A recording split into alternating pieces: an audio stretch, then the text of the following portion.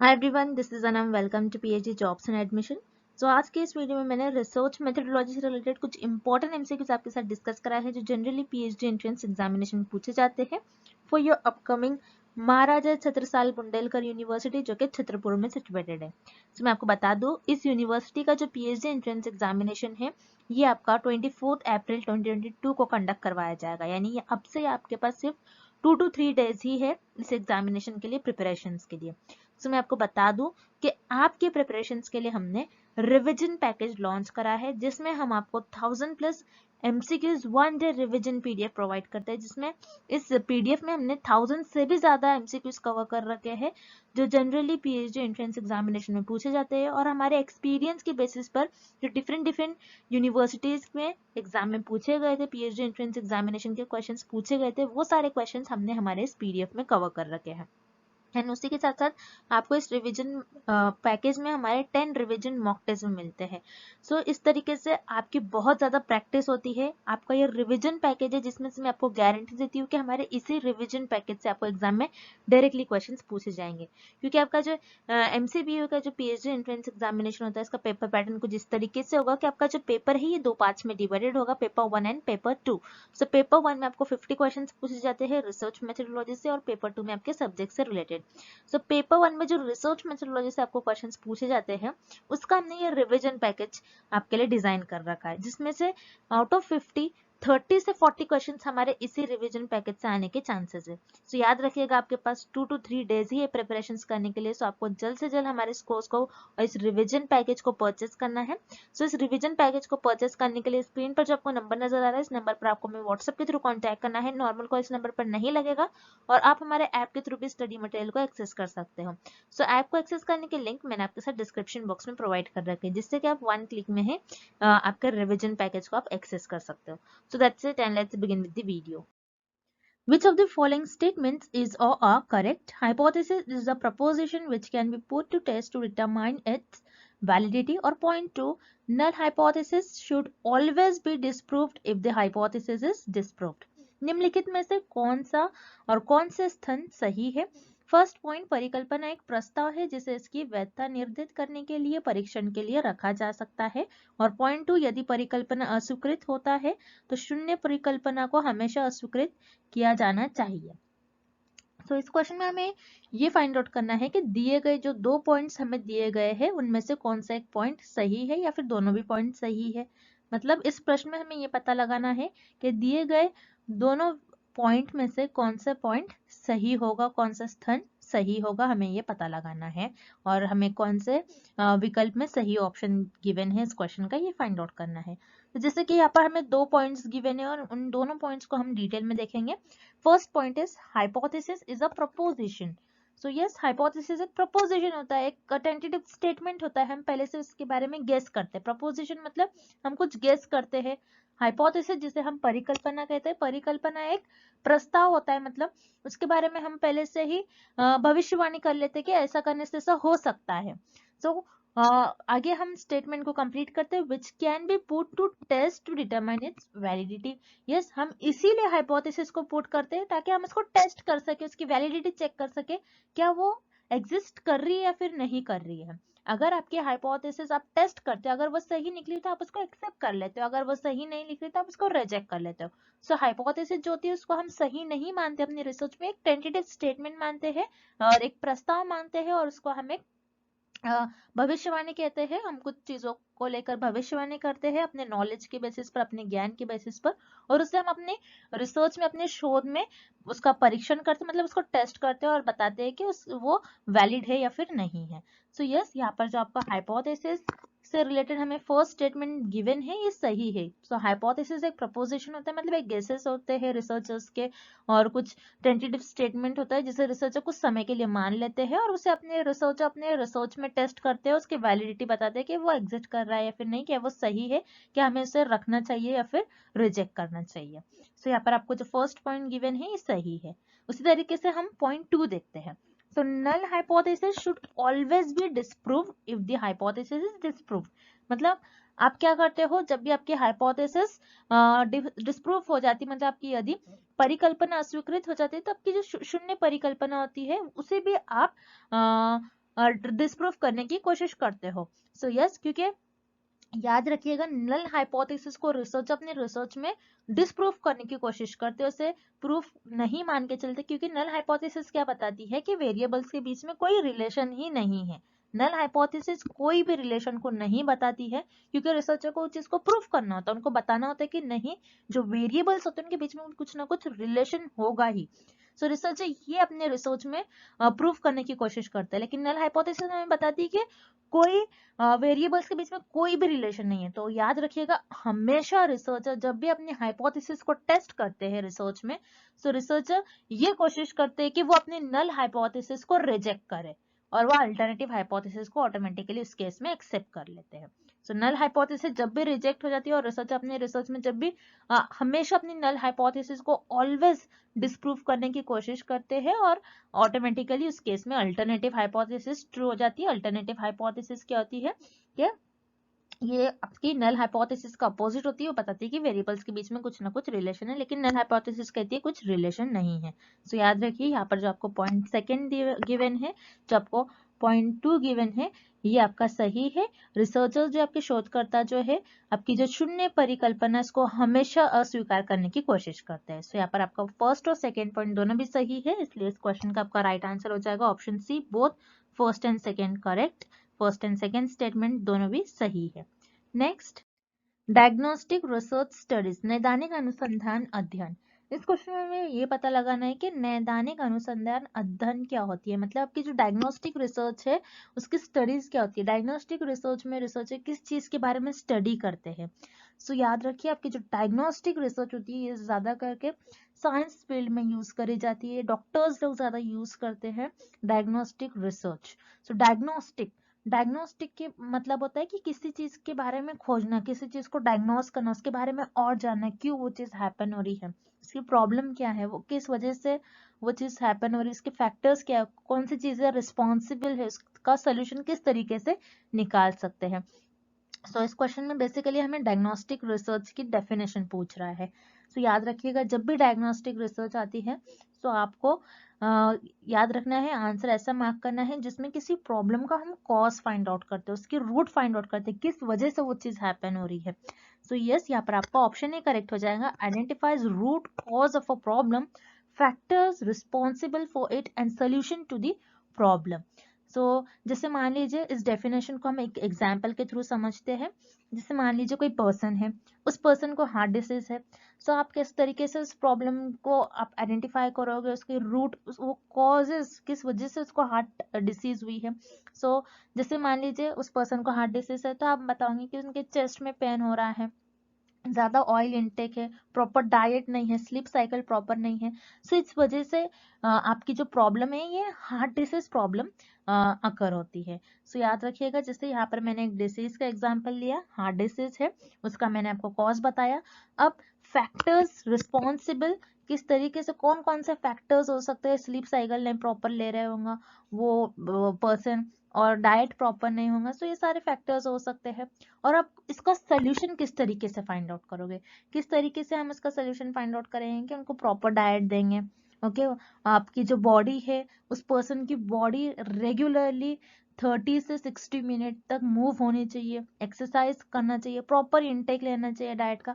तो इस तरीके से हम उस प्रॉब्लम को सॉल्व करेंगे। रिसर्चर्स जो होते हैं डायग्नोस्टिक रिसर्च में, किसी भी डिसीज से रिलेटेड, बेसिकली डायग्नोस्टिक रिसर्च में प्रॉब्लम जो होती है वो डिसीज से रिलेटेड होती है, तो उस डिसीज का कॉज फाइंड आउट करते हैं, रूट फाइंड आउट करते हैं, किस वजह से उसका कॉज है, कॉज किस चीज से वो कॉज कर रही है प्रॉब्लम।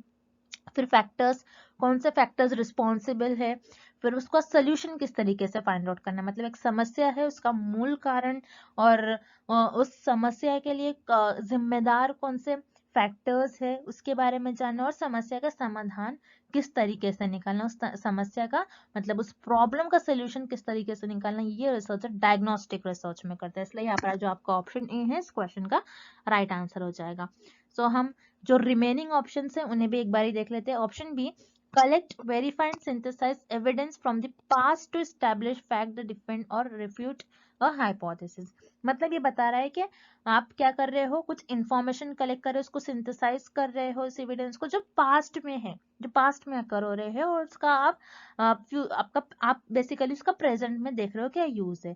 तो याद रखिए यहाँ पर आपको जो ऑप्शन बी दिया गया है ये आप पुराने रिसोर्स है, मतलब पुराने जो पास्ट फेनोमेना कर रहे हैं उनके थ्रू आप स्टडी कर रहे हैं। सो ये आपकी हिस्टोरिकल रिसर्च से रिलेटेड ऑप्शन है, ये आपका डायग्नोस्टिक रिसर्च से रिलेटेड ऑप्शन नहीं है। सो यहाँ पर आपका ऑप्शन भी इनकरेक्ट हो जाएगा। देन उसी तरीके से option c, are concern with describing the characteristics of a particular individual और अ ग्रुप ऑफ कैरेक्टर।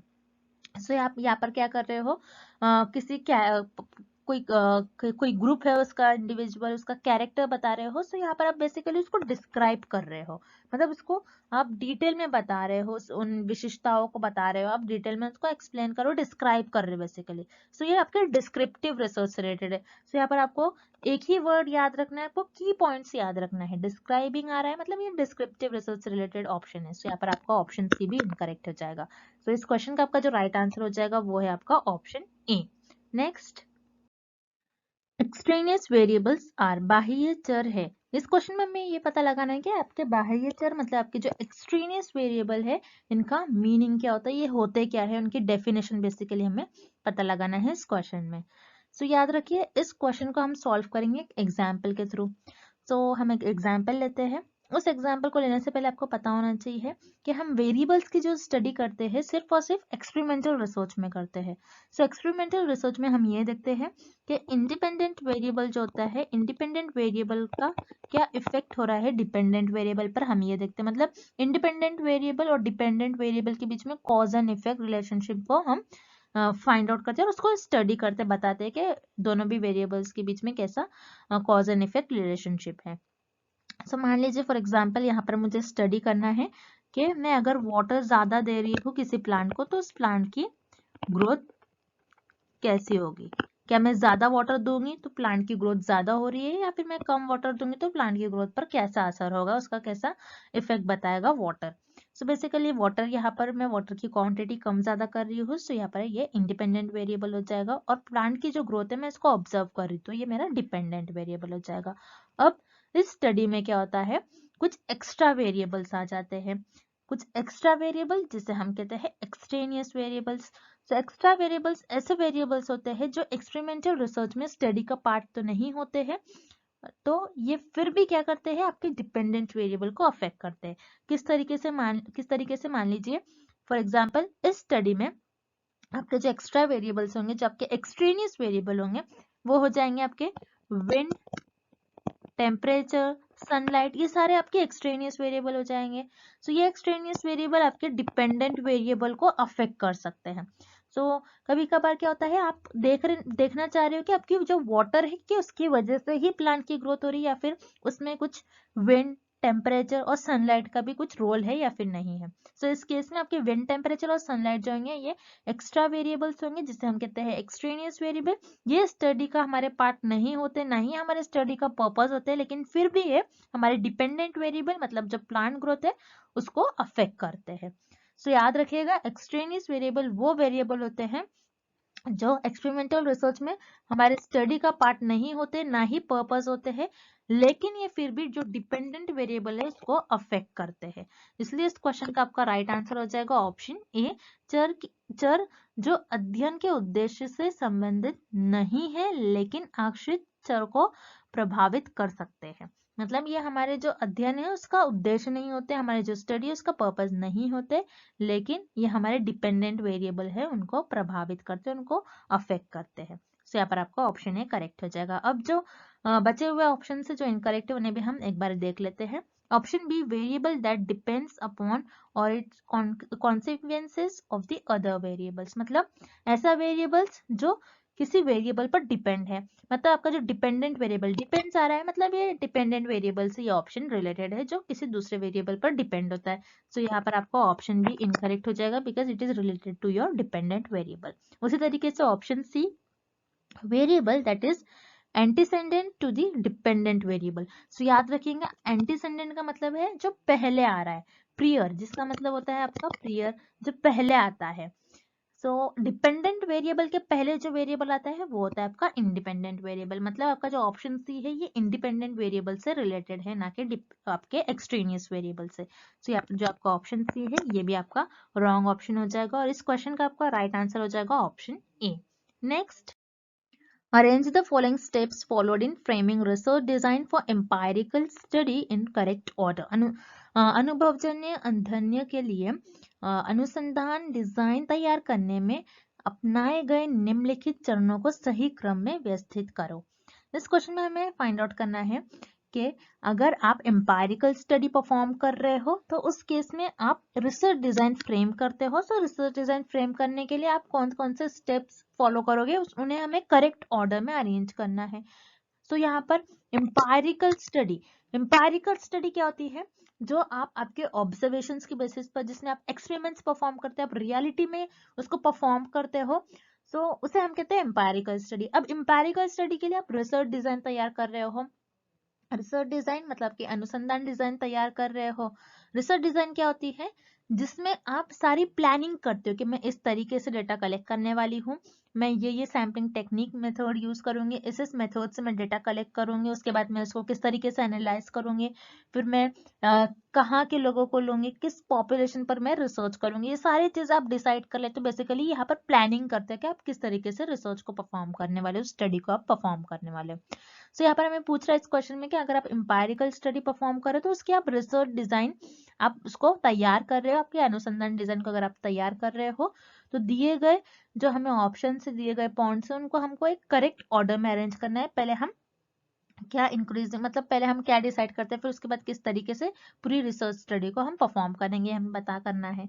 सो याद रखिए, जब भी आप एम्पायरिकल स्टडी परफॉर्म करते हैं, जब भी आप रियल में एक्सपेरिमेंट्स परफॉर्म करते हैं, ऑब्जर्व करते हैं चीजों को, तो सबसे पहले अगर आप डेटा कलेक्ट कर रहे हो, आप रिसर्च स्टडी परफॉर्म कर रहे हो, तो सबसे पहले आप आपका यूनिवर्स को आइडेंटिफाई करोगे। तो यहाँ पर जो आपका फर्स्ट पॉइंट है ये फर्स्ट हो जाएगा। मतलब आपकी जो यूनिवर्स है, जिसे हम पॉपुलेशन भी कहते हैं, यूनिवर्स को पॉपुलेशन भी कहते हैं, मतलब आपकी जो पूरी पॉपुलेशन है जिस पर आप स्टडी करने वाले हैं उनको आइडेंटिफाई करते हो, उनको आप पहचान कर लेते हो, मतलब कि जो ब्रह्मांड है उसकी आप पहचान कर लेते हो। देन उसके बाद सैम्पलिंग टेक्निक आप डिसाइड कर लेते हो। फिर भी आपका सेकेंड पॉइंट है, सेकेंड आ जाएगा, मतलब आप पॉपुलेशन में से जिन जिन मेंबर्स को सिलेक्ट कर रहे हो, आप ये बताते हैं कि मैं उनको किस मेथड से सिलेक्ट करने वाला हूँ या फिर करने वाली हूँ, कि मैं प्रोबेबिलिटी मेथड से, मतलब मैं पॉपुलेशन में से, यूनिवर्स में से मेंबर्स को रैंडमली सिलेक्ट करने वाला हूँ, या फिर यूनिवर्स में से या फिर पॉपुलेशन में से जो मेरे सैंपल्स चुनूंगा मैं अपने कन्वीनियंस, जजमेंट और पर्पस के अकॉर्डिंग चुनने वाला हूँ। इस तरीके से आप सैम्पलिंग टेक्निक डिसाइड कर लेते हो। अब अपने सैम्पलिंग टेक्निक डिसाइड कर आपके मेंबर्स को आपने चुन लिया, देन आप इनसे क्या करोगे, डेटा कलेक्ट करोगे, मतलब डेटा कलेक्ट करने के लिए आप टूल यूज करोगे। तो यहाँ पर जो आपका फोर्थ पॉइंट है ये आपका थर्ड हो जाएगा, मतलब डेटा कलेक्शन टूल, डेटा संग्रहण उपकरण, ये आपका थर्ड पॉइंट हो जाएगा। मतलब इन लोगों से आप जिस तरीके से डेटा कलेक्ट करने वाले उसका टूल यूज करोगे, कि आप क्वेश्चनर्स के थ्रू डेटा कलेक्ट करने वाले ये डिसाइड कर लोगे, या फिर आप इंटरव्यू के थ्रू, या फिर आप ऑब्जर्वेशंस के थ्रू, और पॉपुलेशन में से आपके जो सैंपल्स है उनमें से आप उनसे डेटा कलेक्ट करोगे, आप टूल डिसाइड कर लेते हो बेसिकली। सो यहाँ पर आपने फोर्थ पॉइंट जो है आपका थर्ड हो जाएगा। फिर उसके बाद आपका डायरेक्टली सिक्स पॉइंट आ जाएगा, मतलब आपको जो भी डेटा मिलेगा अपने डेटा टूल सेलेक्ट कर लिया, उससे डेटा आपने डेटा कलेक्ट करोगे, डेटा टूल सेलेक्ट करने के बाद आप डेटा कलेक्ट करोगे, और आपके पास जो भी डेटा आ गया आप उसको टैबुलेशन मोड में फिक्स कर दोगे, मतलब आपके पास एक टेबल होता है, उस टेबल में आप सारी इंफॉर्मेशन आप फिल कर दोगे। सो यहाँ पर जो आपका सिक्स्थ पॉइंट है ये आपका फोर्थ पॉइंट हो जाएगा, मतलब डेटा संग्रहण और सारणीकरण वैध। सो यह हो गया आपका फोर्थ पॉइंट। देन उसके बाद आपका लास्ट जो पॉइंट बच गया फोर्थ, फिर उसके बाद जो लास्ट पॉइंट बच गया आपका वो हो जाएगा फोर्थ पॉइंट के बाद थर्ड आपका आ रहा है, यहाँ पर थर्ड है आपका डेटा एनालिसिस एंड इंटरप्रिटेशन, मतलब ये फिफ्थ पॉइंट आ जाएगा आपका। जो थर्ड पॉइंट यहाँ पर गिवन है ये आपका फिफ्थ आ जाएगा। आपने टैबुलेशन में सारे डेटा को फिल कर लिया, देन उसके बाद उसको आप डेटा को एनालाइज करोगे, आप ऑब्जर्व करोगे किस तरीके से हमें डेटा मिला है, एंड देन उसके बेसिस पर आप कुछ इंटरप्रिटेशन निकालोगे, मतलब कुछ कंक्लूजन निकालोगे, और आपने जो भी कंक्लूजन्स निकाला फिर उसको आप एक रिपोर्ट में लिखते हो। सो यहाँ पर जो रिपोर्टिंग है 6 पॉइंट आ जाएगा, मतलब आप बताते हो कि आपने किस किस तरीके से रिसर्च किया, कैसे आपने सारे डेटा को इकट्ठा करा, आपने कैसे उसको एनालाइज करा, कैसे उसको इंटरप्रेट करा। सो इस वे में आप आपकी जो एम्पायरिकल स्टडी है उसके लिए अगर आप रिसर्च डिजाइन फ्रेम करते मतलब आपके रिसर्च डिजाइन तैयार करते तो ये सारे स्टेप आप परफॉर्म करोगे। सो ये ऑर्डर हमें ऑप्शन सी में गिवन है, सो इसलिए इस क्वेश्चन का आपका राइट आंसर हो जाएगा option c. Next, data set has a skewed distribution. एक डेटा सेट में एक विषम वितरण होता है। इस क्वेश्चन में हमें ये फाइंड आउट करना है, ये पता लगाना है कि आपके पास जो डेटा है, एक डेटा है, उस डेटे को आपने डिस्ट्रीब्यूट कर दिया, मतलब उस डेटा को आपने ग्राफिकल फॉर्म में डिस्ट्रीब्यूट कर दिया, कुछ इस तरीके से आपने डिस्ट्रीब्यूट कर दिया। तो आपका जो डेटा है ये स्क्यूड है। स्क्यूड का मतलब होता है झुका हुआ। आपका डेटा कुछ इस तरह, कुछ एक तरफ झुका होगा, कुछ एक तरफ इस तरफ ज्यादा झुका होगा। सो जब भी आपका जो डेटा है वो झुका होता है तो उस केस में आपके मीन, मीडियन एंड मोड, इनके बीच में क्या रिलेशन होता है, मतलब आपकी जो माध्य होती है, माध्य का और बहुलक, इन तीनों के बीच में कैसा रिलेशन होता है, हमें ये फाइंड आउट करना है कि ये तीनों भी सेम जगह पर एग्जिस्ट करेंगे, सेम होंगे ये तीनों की वैल्यू, या फिर इन तीनों की वैल्यू डिफरेंट होंगे, ये हमें ये पता लगाना है इस क्वेश्चन में।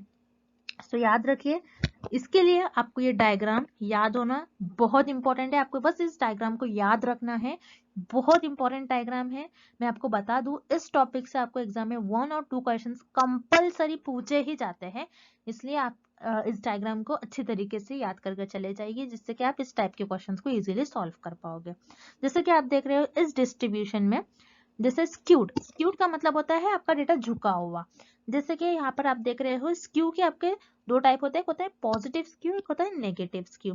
पॉजिटिव स्क्यू में आपका जो डेटा है ये राइट साइड पर सारा झुका होता है, और नेगेटिव स्क्यू में आपका ज्यादातर डेटा जो है ये लेफ्ट साइड में प्रेजेंट होता है, इसलिए हम इसको कहते हैं नेगेटिव स्क्यू। और पॉजिटिव स्क्यू इसीलिए कहते हैं क्योंकि राइट साइड में आपका ज्यादातर डेटा झुका हुआ होता है, और ज्यादातर डेटा जो होता है आपका ये लाई करता है पॉजिटिव साइड में, तो इसीलिए हम कहते हैं इसको पॉजिटिव स्क्यू। जैसे कि आप देख रहे हो पॉजिटिव और नेगेटिव स्क्यू में आपका डेटा झुका हुआ है, तो यहाँ पर कुछ इस तरीके से आपके मीन, मीडियन एंड मोड में रिलेशन होगा, मतलब आपके जो माध्य, माध्य के और बहुलक है, कुछ इनमें इस तरीके से आपका रिलेशन होगा कि पॉजिटिव स्क्यू में सबसे ज्यादा जो वैल्यू होगी आपकी ये मोड की होगी, फिर उससे कम मीडियन एंड उससे कम आपका मीन होगा। उसी तरीके से नेगेटिव स्क्यू में सबसे ज्यादा आपकी मीन की वैल्यू हो जाएगी, फिर उससे ज्यादा मीडियन एंड उससे ज्यादा मोड, कुछ इस तरीके से आपके वैल्यूज होंगे। तो जैसे कि आप यहाँ पर देख रहे हो पॉजिटिव और नेगेटिव स्क्यू में जिसमें आपका जो डेटा है वो झुका हुआ है, उस केस में आपके मीन, मीडियन एंड मोड, मतलब कि माध्य, माध्य का और बहुलक के बीच में ये दो तीनों भी जो है उनकी वैल्यू सेम नहीं होंगी, कम ज्यादा होगी। सो इसीलिए अगर आपका जो डेटा है वो स्क्यूड डिस्ट्रीब्यूशन है, मतलब आपका जो डेटा है वो झुका हुआ है, तब उस केस में आपके मीन, मीडियन एंड मोड वो तीनों भी सेम नहीं होंगे, डिफरेंट होंगे एक दूसरे से। तो इसलिए इस क्वेश्चन का आपका राइट आंसर हो जाएगा ऑप्शन ए। सो जैसे हम यहाँ पर बीच में जो फिगर है, मिडिल में जो फिगर है उसे देख लेते हैं। सो अगर आपका डेटा स्क्यूड नहीं है, मतलब आपका डेटा झुका हुआ नहीं है, आपका डेटा सिमेट्रिकल डिस्ट्रीब्यूशन है, सो उस केस में आपके मीन, मीडियन एंड मोड, इन तीनों की वैल्यू सेम होती है, तीनों एक दूसरे से इक्वल होते हैं। सो याद रखना, आपका जब भी डेटा सेट स्क्यूड डिस्ट्रीब्यूशन होगा, मतलब झुका हुआ होगा, तो इस केस में आपके मीन, मीडियन एंड मोड, ये तीनों की वैल्यू सेम नहीं होती, ये एक दूसरे से डिफरेंट होंगे। तो इसलिए इस क्वेश्चन का आपका राइट आंसर हो जाएगा option a, when mean, median and mode if exist are not same, जब माध्य, माध्यिका और बहुलक यदि मौजूद हो तो समान नहीं है। सो इस क्वेश्चन में आपका ऑप्शन ए राइट हो जाएगा। Next, data regarding number of children born to couples who are selected as samples using probability sampling has been collected. Which statistical tools will you use to find out, first, the average number of children couples have, and second, the number of children maximum number of couples selected for the study have? नमूने के रूप में चुने गए जोड़ों से पैदा हुए बच्चों की संख्या के बारे में डेटा उपयोग करके संभवतः नमूनाकरण एकत्र किया गया है। पॉइंट 1, जोड़ों के बच्चों के औसत संख्या एंड पॉइंट 2 अध्ययन के लिए चुने गए जोड़ों की अधिकतम संख्या के बच्चों की संख्या का पता लगाने के लिए आप किस संख्या के उपकरण का उपयोग करेंगे। तो इस क्वेश्चन में हमें कुछ केस गिवन है और इस केस में हमें सैम्पलिंग सेलेक्ट किए रिसर्चर ने, और सैम्पलिंग सेलेक्ट करने के बाद उन्होंने उस डेटा का स्टैटिस्टिकल टूल्स के थ्रू उनका स्टडी करे हैं। सो स्टैटिस्टिकल टूल, हम कौन सा स्टैटिस्टिकल टूल यूज करेंगे हमें ये पता लगाना है। मतलब और डिटेल में हम देखते हैं इस क्वेश्चन को। जैसे यहाँ पर कुछ कपल्स थे, उनको कुछ चिल्ड्रन बॉर्न हुए, मतलब कुछ जोड़े थे उनको बच्चे पैदा हुए। सो यहाँ पर जो चिल्ड्रन बॉर्न हुए उन पर रिसर्च की गई। सो यहाँ पर जो सैंपल सिलेक्ट करे गए, मतलब जो चिल्ड्रन बॉर्न हुए हैं उनको एज अ सैंपल सिलेक्ट करे गए, रिसर्चर ने उनको सैंपल्स के तौर पर सिलेक्ट करा है बच्चों को। सो यहाँ पर जो सैंपल सिलेक्ट करा है ये कौन से मेथड से रिसर्चर ने सिलेक्ट करा है, प्रोबेबिलिटी सैम्पलिंग। प्रोबेबिलिटी मतलब रैंडमली, रिसर्चर ने यहाँ पर अपनी कन्वीनियंस, जजमेंट और पर्पस को आगे रखकर नहीं करा है बल्कि रैंडमली सिलेक्ट करा है। सो इस केस में रिसर्चर ने इस तरीके से चिल्ड्रन बॉर्न जो है उन्हें सेलेक्ट कर लिया, जो कि उनके सैंपल बन गए। अब रिसर्चर को एक स्टैटिस्टिकल टूल के थ्रू इन पर स्टडी जो करनी है ये स्टैटिस्टिकल टूल के थ्रू करनी है। सो रिसर्चर को क्या देखना है, ये देखना है कि एवरेज नंबर ऑफ चिल्ड्रन कितने हैं कपल्स को, कपल्स के एवरेज चिल्ड्रन कितने हैं, और second the number of children maximum number of couples, मतलब कितने कपल्स को मैक्सिमम नंबर ऑफ चिल्ड्रन है ये हमें देखना है। सो याद रखिए फर्स्ट पॉइंट में हमें क्या बता रहा है, the average number of children couples have, couples को एवरेज नंबर, कितने नंबर ऑफ चिल्ड्रन है हर कपल को। तो यहाँ पर एवरेज हम देख रहे हैं, सो ऑब्वियसली हम कौन से टूल का यूज करेंगे, कौन सा स्टैटिस्टिकल टूल का यूज करेंगे, एवरेज। मतलब हम यहाँ पर क्या देख रहे हैं, जोड़े के जो बच्चे हैं उनकी औसत संख्या क्या है। सो औसत संख्या के लिए, औसत संख्या हम देख रहे हैं, तो यहाँ पर हम औसत इस टूल का यूज करेंगे। मतलब यहाँ पर ये देख रहे हैं रिसर्चर कि ज्यादातर जो कपल्स हैं उनको एवरेज कितने बच्चे हैं। तो आप जैसे ये कह सकते हैं रिसर्चर, जो ज्यादातर जो कपल्स हैं उनको एवरेज 2-2 चिल्ड्रन है, उनको 2-2 बच्चे हैं एवरेज। तो इसलिए यहाँ पर एवरेज यूज कर रहे हैं रिसर्चर, एवरेज यानी मीन का यूज करेंगे, एवरेज को हम मीन भी कहते हैं। अब हम सेकेंड पॉइंट की तरफ चलते हैं। सेकेंड पॉइंट में बता रहा है कि the number of children maximum number of couple, कितने मैक्सिमम चिल्ड्रन है मैक्सिमम कपल्स को, ये हमको बताना है। सो जैसे फॉर एग्जांपल हम ये देखेंगे कि मैक्सिमम कितने बच्चे हैं, मैक्सिमम नंबर, मैक्सिमम यानी सबसे ज्यादा। सो याद रखिएगा मैक्सिमम जब भी वर्ड आता है उसके लिए हम मोड यूज करते हैं। मोड क्या होता है, मोड ये बताता है आपके पास जो भी डेटा होता है उस डेटा में एक ऐसा नंबर जो सबसे मैक्सिमम बार, सबसे ज्यादा बार रिपीट होता है वो नंबर, उससे हम उसे कैलकुलेट करने के लिए हम मोड का यूज करते हैं। मोड का मतलब ही होता है ऐसा नंबर जो आपके डेटे में सबसे ज्यादा बार रिपीट हो, उसे हम कहते हैं मोड। सो यहाँ पर फर्स्ट पॉइंट में रिसर्चर को एवरेज नंबर ऑफ चिल्ड्रन देखना था कपल्स के पास, तो यहाँ पर एवरेज नंबर ऑफ चिल्ड्रन देखना है, इसलिए हम एवरेज यानी मीन का यूज करेंगे। एंड मोड, मोड मतलब जो सबसे ज्यादा बार क्वांटिटी आ रही है, मतलब रिसर्चर को यही देखना है मैक्सिमम नंबर ऑफ चिल्ड्रन कितने हैं मैक्सिमम कपल्स को। तो यहाँ पर रिसर्चर जो है मोड का यूज करेंगे। सो औसत एंड मोड, इन दोनों स्टैटिस्टिकल टूल का यूज करेंगे रिसर्चर स्टडी को परफॉर्म करने के लिए। सो यहाँ पर जो आपको ऑप्शन ए है ये सही हो जाएगा। सो मीडियन हम देख लेते हैं। मीडियन क्या होता है, एवरेज एंड मीडियन गिवन है हमें ऑप्शन 2। मीडियन क्या होता है, मिडिल वैल्यू। सो हमें मिडिल वैल्यू नहीं पता करना है इस स्टडी में, सो यहाँ पर आपका ऑप्शन बी इनकरेक्ट हो जाएगा। उसी तरीके से ऑप्शन सी अरिथमेटिक मीन और एवरेज। सो याद रखिए अरिथमेटिक मीन ही होता है आपका, और एवरेज ये भी मीन होता है। सो औसत और औसत ये तो नहीं होगा आपका ऑप्शन, से यहाँ पर आपको ऑप्शन सी इनकरेक्ट हो जाएगा। उसी तरीके से option D median and mode, मतलब माध्यिका एंड विदा। सो मीडियन जो आपकी मीडियल वैल्यू है, मोड ऐसी वैल्यू जो सबसे ज्यादा बार रिपीट हो रही है। सो यहाँ पर आपका ऑप्शन डी भी इनकरेक्ट हो जाएगा। सो इस क्वेश्चन का आपका राइट आंसर हो जाएगा ऑप्शन ए। इस स्टडी को परफॉर्म करने के लिए रिसर्चर एवरेज एंड मोड इस स्टैटिस्टिकल टूल का यूज करेंगे। Next, a complete enumeration of all items in the population is known as, जनसंख्या में सभी मदों की संपूर्ण गणना को कहा जाता है। इस क्वेश्चन में हमें ये फाइंड आउट करना है कि आपके पास एक पॉपुलेशन है, एक पॉपुलेशन में से आप पूरी पॉपुलेशन में से कुछ इंफॉर्मेशन कलेक्ट करें। एक पॉपुलेशन है, इसी पूरी पॉपुलेशन से आप इंफॉर्मेशन कलेक्ट कर रहे हो पॉपुलेशन में जितने भी पूरे मेंबर्स है, जितने पूरे भी आपके पास एटम्स है, उन सब से आप कंप्लीट इंफॉर्मेशन ले रहे हो, तो उसे हम क्या कहते हैं। याद रखिएगा, जब भी आप पूरी पॉपुलेशन में से, मतलब आपकी जो पूरी जनसंख्या है, जनसंख्या के सभी मेंबर्स में से सभी उनके एलिमेंट्स जो होते हैं आपकी जनसंख्या के, उन सभी से आप इंफॉर्मेशन कलेक्ट कर रहे हो, तो उसे हम कहते हैं सेंसस इंक्वायरी, जनगणना जांच। सो आप क्या करते हैं, आपकी जनगणना जो होती है, आपकी जो सेंसस जो होते हैं, इनसे आप इंक्वायरी लेते हो। सेंसस क्या होता है, पॉपुलेशन में से आप हर एक एक मेंबर से इंफॉर्मेशन कलेक्ट करते हैं, उससे हम कहते हैं सेंसस।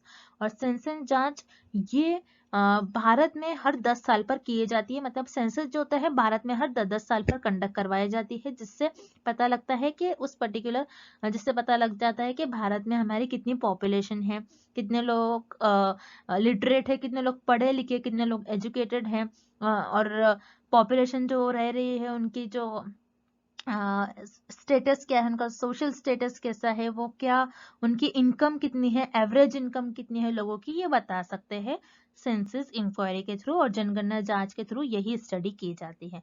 सो याद रखिएगा, अगर आप पॉपुलेशन में से हर एक, पूरी पॉपुलेशन में जितने भी आपके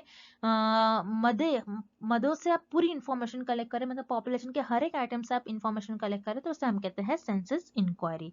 सो यहाँ पर आपका ऑप्शन सी करेक्ट हो जाएगा। अब जो रिमेनिंग ऑप्शन है उन्हें भी हम एक बार ही देख लेते हैं। Option A study population. Study population तो कुछ नहीं था कि आप स्टडी कर रहे हो पॉपुलेशन पर, इससे हम पूरी पॉपुलेशन से अगर आप इंफॉर्मेशन कलेक्ट करें तो उसे हम स्टडी पॉपुलेशन नहीं करेंगे, अध्ययन आबादी नहीं कहेंगे। सो इस क्वेश्चन का आपका ऑप्शन है इनकरेक्ट हो जाएगा। इस तरीके से ऑप्शन बी यूनिवर्स। यूनिवर्स मतलब कि ब्रह्मांड, मतलब यूनिवर्स क्या होता है, इसे पॉपुलेशन को ही यूनिवर्स कहते हैं। अगर आप पूरी पॉपुलेशन से स्टडी कर रहे हैं तो उसे हम पॉपुलेशन नहीं करते बल्कि सेंसस कहते हैं। तो यहाँ पर आपका ऑप्शन बी भी इनकरेक्ट हो जाएगा। उसी तरीके से सैंपल पॉपुलेशन, मतलब आप पॉपुलेशन में से सैंपल चुन रहे हो, तो सैंपल तो क्या है, पॉपुलेशन के कुछ लोगों पर आप रिसर्च करते हो, लेकिन पॉपुलेशन के आप सभी मेंबर्स पर रिसर्च करते हो, तो हम कहते हैं सेंसस, ना कि सैंपल्स। तो यहाँ पर आपका ऑप्शन डी भी इनकरेक्ट हो जाएगा, और इस क्वेश्चन का आपका राइट ऑप्शन हो जाएगा ऑप्शन सी, सेंसस इंक्वायरी, जनगणना जांच। And thank you for watching this video.